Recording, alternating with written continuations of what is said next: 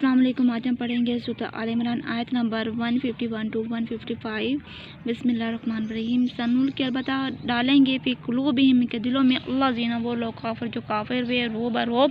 बिमा अशरकू बस इसके कि उन्होंने शरीक किया बिल्लाहि अल्लाह के साथ शरीक ठहराया मा लम युनज़िल जो कि नहीं उतारे गए उनके पास कोई भी सुल्तान इसके साथ कोई सनद भी नहीं उतारी गई। मा हम इनके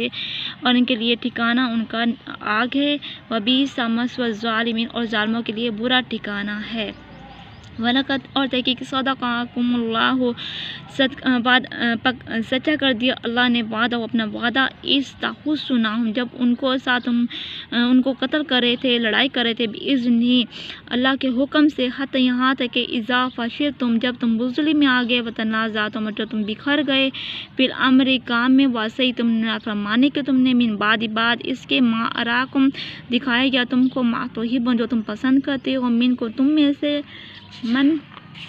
युरीदु जो चाहता है दुनिया व मिन को तुम में से मैं युरीदु जो चाहता है आखिर सुम्मा फिर सौरफ़ाकुम सुम्मा फिर भेज दिया तुमको अन तुमसे अलियब्तिलाकुम ताकि आजमाए तुमको वरकत और तहकीक अफ़ा अनकुम फिर आए तुम्हारे पास फिर माफ़ किया तुमको वल्लाहु अल्लाह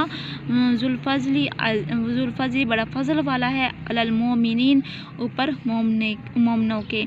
इस तुस इदूना जब तुम भागते थे वला तलूना और तुम मुड़कर नहीं देखते थे अला अहादी किसी एक को व रसूल यदऊकुम बुलाता था तुमको फ़ी उखराकुम तुम्हारे पीछे से फ़असाबकुम पस पहुँचाया तुमको गम बेगमीन गम के बदले गम लिकैला ताकि ना रहे ला तहज़ुन अफ़सोस तुमको अला मा फ़अतम जो कुछ खो गया तुमसे